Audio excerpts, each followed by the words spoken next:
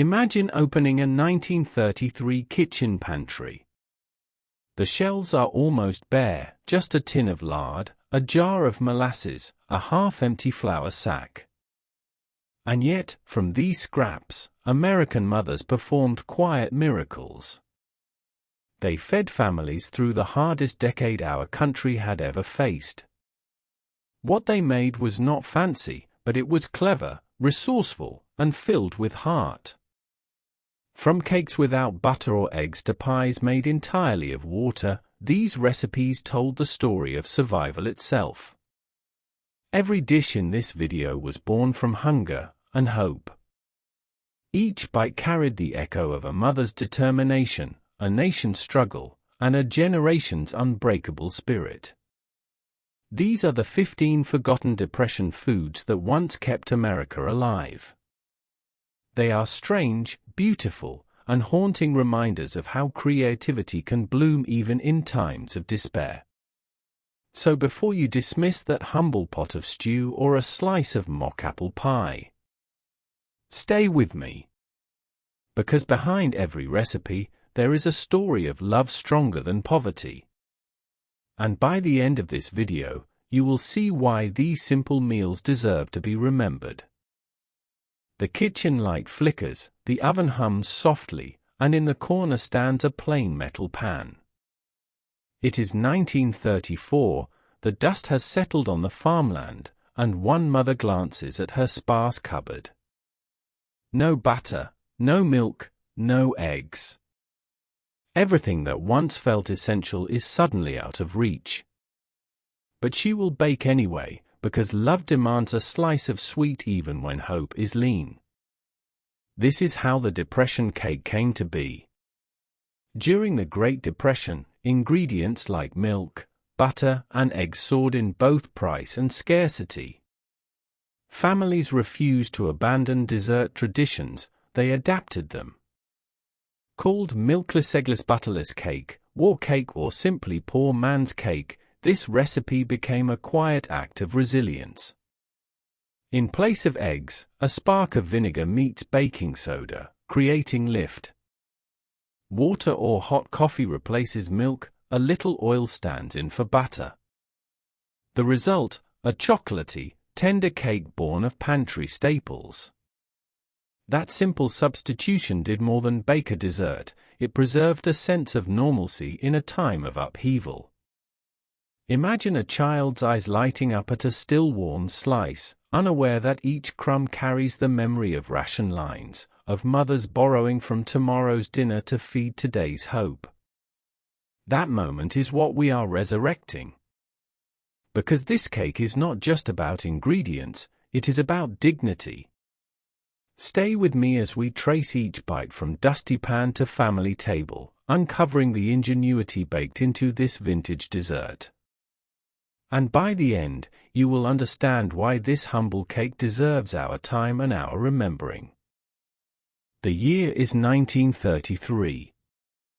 A mother stands in a kitchen where the cupboards are mostly bare. Eggs are a luxury. Milk is rationed. Butter is a distant memory. Yet she knows her children still crave a slice of dessert, a moment of sweetness amid the hardship. So she reaches for the pie crust in the corner of her larder and pours in water. Yes, water. That is where our story of water pie begins. Known in the era as hard times pie or simply desperation pie, this creation emerged during the Great Depression when homemakers refused to abandon dessert, even when staple ingredients vanished. Into the UN-baked crust she adds water, then sprinkles flour and sugar, drizzles vanilla, pats on bits of butter. In the oven the sugar melts, the flour's starch binds the liquid, the butter emulsifies, and what emerges is a custard-like filling, sweet and simple. It might sound absurd to our modern ears, dessert made from plain water. Yet the result was real, and in that moment, magical. One Reddit commenter from the era's cooking forums recalls, "This recipe belonged to my grandmother. she made her family of 10 this pie so they could still enjoy dessert no matter how hard their days were. As the slice is passed around, it holds more than taste, it holds dignity, it holds hope. It is a reminder that even when resources fail, resourcefulness survives. It whispers the courage of mothers feeding families in kitchens reduced to survival mode. Today, this simple pie stands as a living archive of struggle and creativity. When you take your first bite of this forgotten dessert, you are also tasting the resolve of generations who said, "We may not have much, but we will have sweetness." Stay tuned, in the next part we will step into another recipe born of austerity, yet rich in story. When a family gathered around a pot during the depths of the Great Depression, it was not gourmet, it was survival. They called it Hoover stew. Named after Herbert Hoover, the president many blamed for the economic collapse, the dish embodied the grit of a generation. Picture a mother in 1932 flipping through her cupboard. No fresh meat. No luxury vegetables. Perhaps only a box of macaroni, a can of tomatoes, a can of corn, and a pack of hot dogs or cheap sausage. She boils the pasta, slices the hot dogs, pours in the cans, with liquid and all, and stirs until the bowl of crusty pot sustains more than one mouth. It is extraordinary not because it used rare ingredients, but because it used what was left. The macaroni stretched, the canned goods filled, the hot dog slices stood in for meat.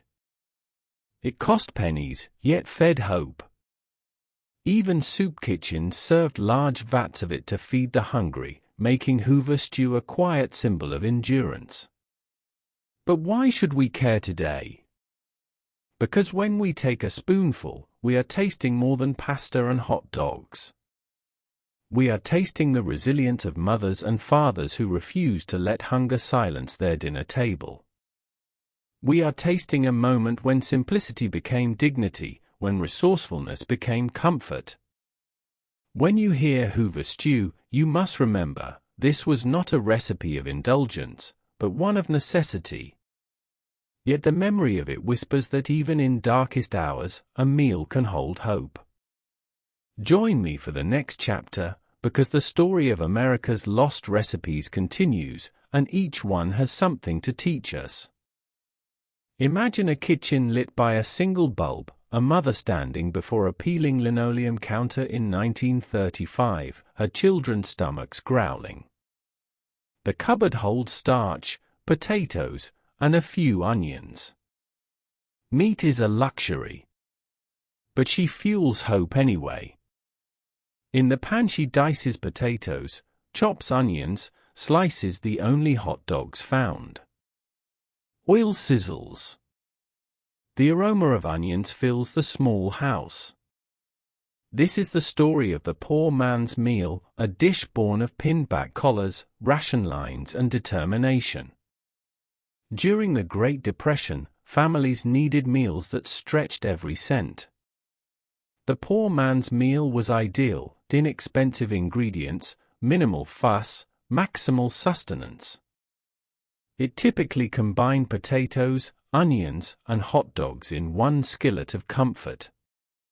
One famed version was popularized by Clara Canucciari, whose YouTube retelling of her Depression-era childhood made this recipe a touchstone of frugal cooking. She chopped 4 potatoes, added a large onion and 3 hot dogs, tossed them into 2 tablespoons of oil, poured in tomato sauce and half a cup of water. The result: 1 pan, 1 meal, and multiple hungry mouths fed. But this dish is more than convenience. Each bite whispers the resilience of mothers who upheld the dinner routine when the economy collapsed. It is less about gourmet taste and more about dignity in difficult times. When you look at a plate of this meal today, you see more than sautéed vegetables and cheap meat, you see a quiet refusal to let hardship define family dinners. Keep watching, The next recipe dives into how one humble gravy and bread combo became a symbol of resourcefulness in the 1930s. The year is 1935. In a coal-town kitchen nestled in the hollows of Appalachia, a mother lifts the lid off a battered skillet. Inside, warm drippings from bacon or sausage, flour stirred in, and milk, or sometimes water, poured carefully in. From these humble ingredients arises bulldog gravy, a dish born of grit, necessity, and the unshakable will to feed a family. Bulldog gravy was more than a recipe, it was a lifeline. Frequently associated with miners who faced long shifts and lean paychecks, it consisted of rendered fat, flour to thicken, and milk or water to stretch the mix. The term bulldog hints at the tenacity of the people who relied on it, hard-working families refusing to let hunger win. Imagine pouring that cream-grey gravy generously over biscuits, or even over a water sandwich, bread soaked in lard and water, to make it palatable and filling. The taste may sound modest today, but for its era it was a statement: we may not have privileges, but we have persistence. Each mouthful served as both fuel and affirmation. What makes this dish compelling is its quiet artistry under constraint. While modern cooking often celebrates abundance, bulldog gravy celebrates resourcefulness. A mother faced with nothing but scraps still managed to serve something warm, savory, and uniting at the table. That small act held enormous emotional power. By sharing this dish today, we resurrect not only a recipe, but a mindset. We honor the kitchens where innovation was driven by urgency and the families who stretched every drop of grease and crumb of flour into dignity. Stay with me as we continue uncovering America's lost recipes, because every one of them carries a story that matters. The kitchen stove is cold, the cupboards nearly empty. It is 1933 and the economy has collapsed. A mother lifts a tin of yellow cornmeal and stares into the quiet pantry. Wheat bread is too costly, eggs are a rare luxury. But she has a simple weapon, water. And from that she will make water cornbread, a flat, fried patty of cornmeal and boiling water that will feed her children and hold their spirits up. This dish emerged from necessity but carried unexpected dignity. During the Great Depression, many Southern households turned to cornmeal mixed with hot water, and often a little lard, because it cost pennies and stretched to fill multiple mouths. The boiling water softens the cornmeal, the lard or fat crisps the outside, and the result is a golden brown patty that carries crisp edges and a soft interior. Imagine the mother placing these cakes in the skillet, the sizzle echoing in the small kitchen. The aroma of fried cornmeal drifts through the house. No butter to spread, no syrup to drizzle, just warm bread from a few humble ingredients. Yet it is enough. Because in that moment, that water cornbread is more than food. It is a statement: we are here. We will eat together. Over time, water cornbread faded from mainstream kitchens, replaced by richer versions of cornbread with eggs, milk and sugar. But its legacy remains. It reminds us how families survived on ingenuity, how a few simple ingredients could sustain hope. When you taste it, you taste the resolve of mothers who baked not luxury, but survival. Stay tuned, next we will uncover a dish where dried beef and white gravy transformed frugality into flavor, in our continuing journey through America's lost recipes. In a modest kitchen during the early 1930s, a mother opens a tin of thinly sliced, salt-cured beef, the kind that keeps indefinitely in a cupboard. Meat is expensive and hard to come by, but she will not let that stop her family from having a warm, filling meal. Tonight, she will make cream-chipped beef on toast, a dish that whispers of ingenuity, survival, and quiet pride. Chipped beef is dried, pressed, and sliced beef, created for shelf stability and economy. Many home cooks and mess hall chefs embraced it in a creamy white sauce, poured generously over toasted bread. Because milk and flour were still accessible, the sauce thickened cheaply, the beef stretched farther, and the toast provided volume. In the skillet, butter melts, flour is whisked into it, then milk slowly transforms the roux into a velvet-like sauce. The dried beef, rinsed if necessary to remove excess salt, joins the mixture, warming until the aroma fills the house.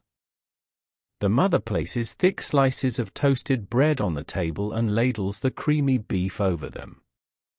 This is more than a meal, it is a statement.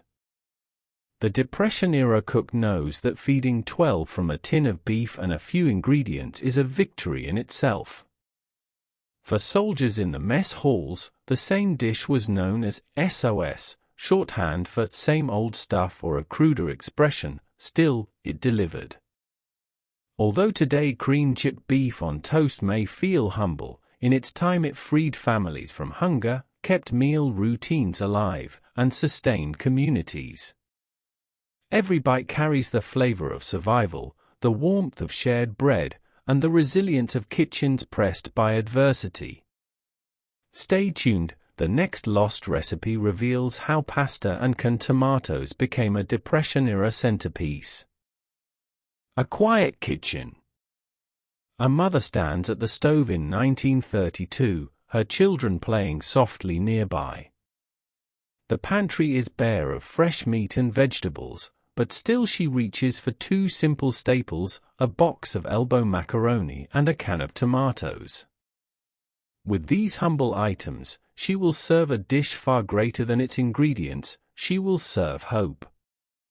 In the years of Great Depression, families across the American South and Appalachia turned to inexpensive pantry staples to keep dinners on the table.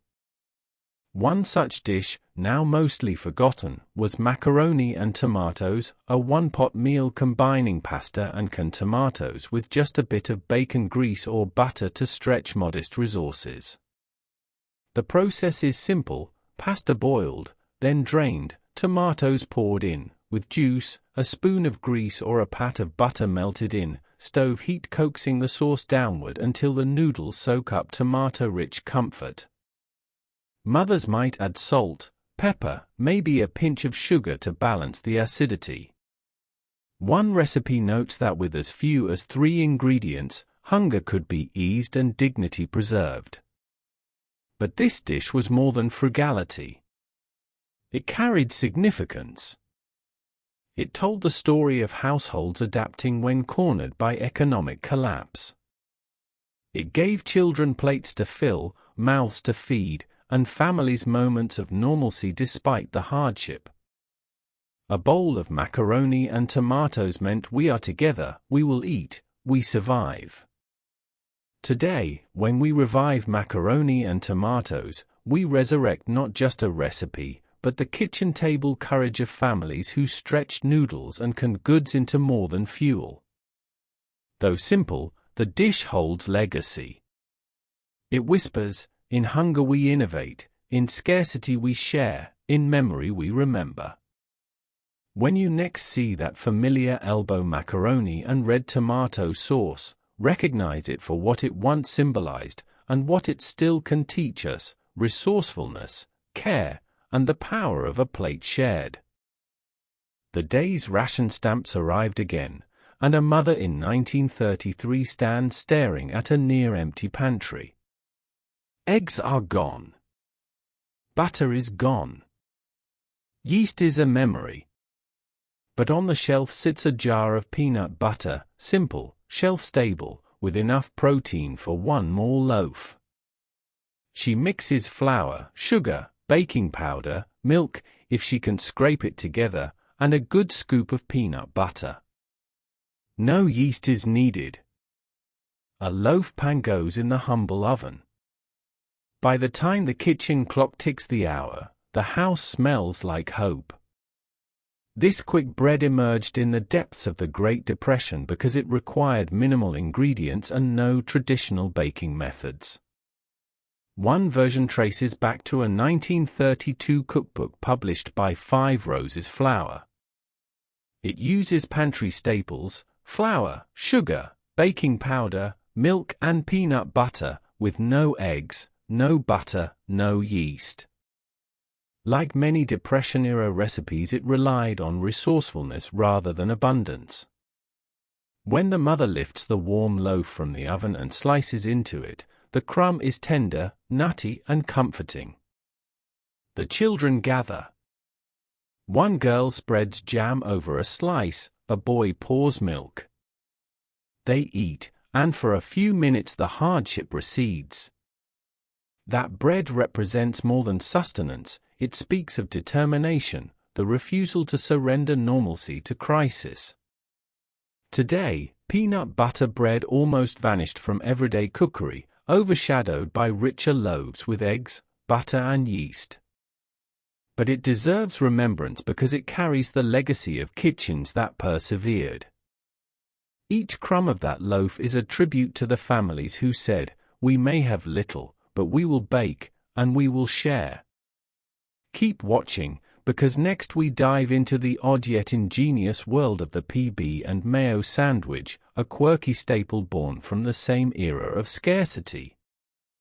A mother tucks her children into bed in 1934, the wind howling outside and the pantry nearly bare. Apples once bright and plentiful are now priced out of reach.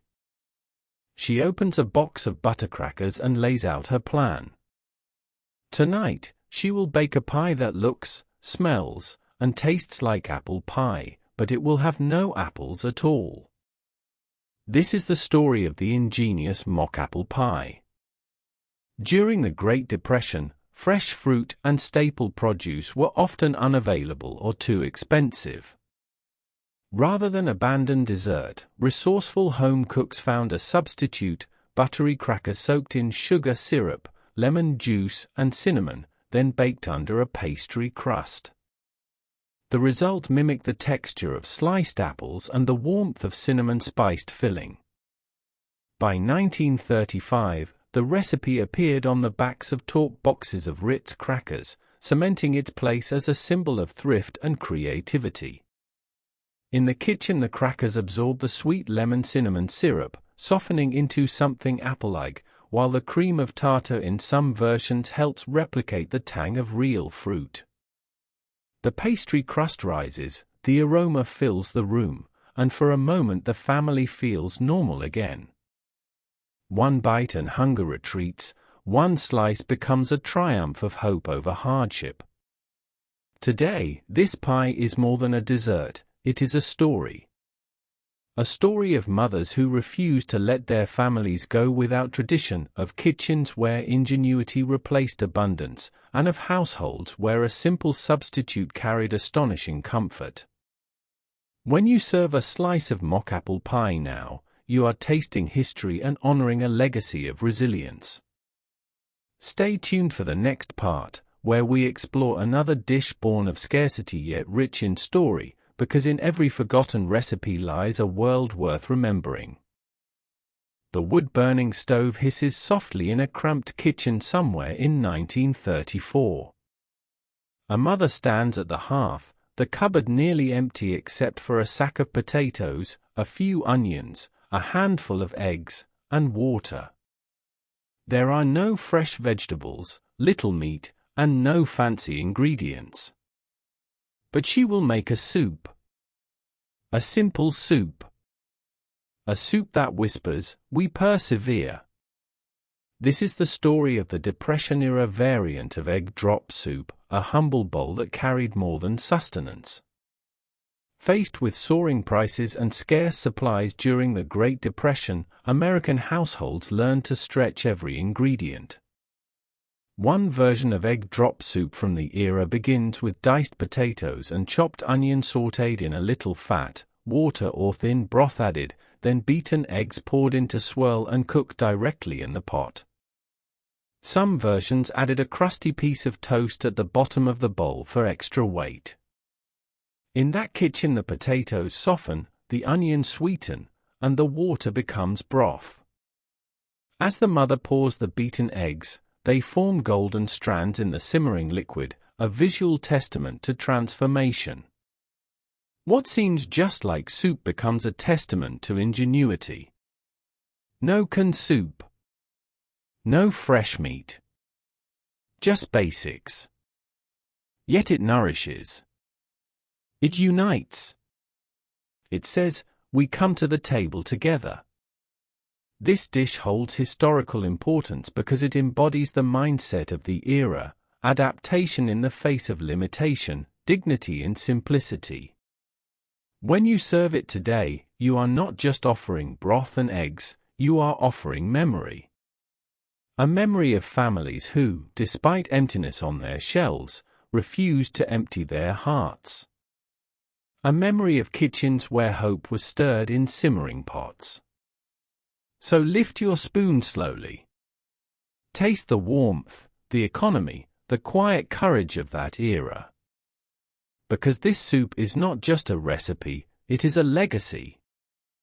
In the kitchen of 1934, the pantry is sparse. Fresh meat is absent. Vegetables beyond potatoes and cabbage are rare.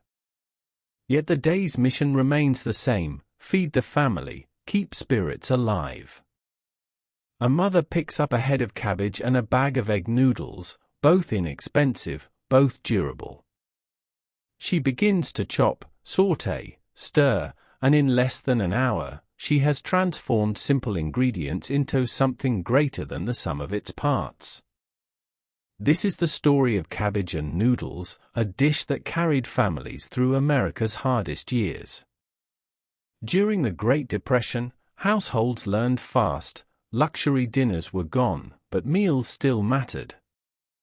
Cabbage and noodles satisfied both hunger and dignity. One modern account notes that the dish is very easy to make, a simple cabbage and noodle dish that was popular during the Depression era. With minimal ingredients: cabbage, onions, butter or fat, water, noodles, a single pot could feed many. The process is humble but powerful. Onions soften and caramelize in fat, cabbage melts down, water or broth loosens the mix. The noodles cook, are drained, then combined with the cabbage mixture. The result is warm, hearty, and comforting. No flashy seasoning, no fine cuts of meat, just sustenance and strength.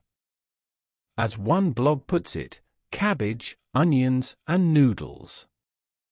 It doesn't get any simpler than that. And despite the humble ingredients, it is remarkably delicious. What makes this recipe stand out is not its taste but its narrative. Each forkful carries the strength of mothers who refuse to let empty shelves empty the dinner table. The dish reminds us that even when times are terrible, meals continue, tables stay occupied, and moments of normalcy persist. Cabbage and noodles is less about indulgence and more about perseverance. Today, when we look back at this forgotten recipe, we see more than food, we see legacy. We see resourcefulness, community, and continuity. When sugar, citrus, and butter were luxuries few could afford, Depression-era mothers turned to one of the most surprising ingredients in the pantry: vinegar. Yes, vinegar pie. This humble dessert earned the nickname the poor man's lemon pie, because it delivered that same tangy brightness using nothing more than pantry staples. Flour, sugar, eggs, and a splash of apple cider vinegar, ingredients you could find even in the leanest kitchens, came together to create a custard-like filling with a sharp, lemony bite. Poured into a flaky crust and baked until golden, it was a triumph of ingenuity over scarcity. The acidic vinegar cut through the sweetness, balancing the flavors in a way that made you forget there were no lemons in sight. This pie became a symbol of resourcefulness during the Great Depression. Housewives didn't waste, they improvised. A few spoonfuls of vinegar stood in for the brightness of fruit that most couldn't afford, and the result was a dessert that comforted families through dark times. Served warm or chilled, vinegar pie reminded people that creativity could turn even the most basic ingredients into something extraordinary. Today, it's a forgotten gem, rarely baked, yet deeply loved by those who remember its story. Bring it back, and you're not just reviving a recipe, you're honoring the spirit of those who made sweetness from struggle.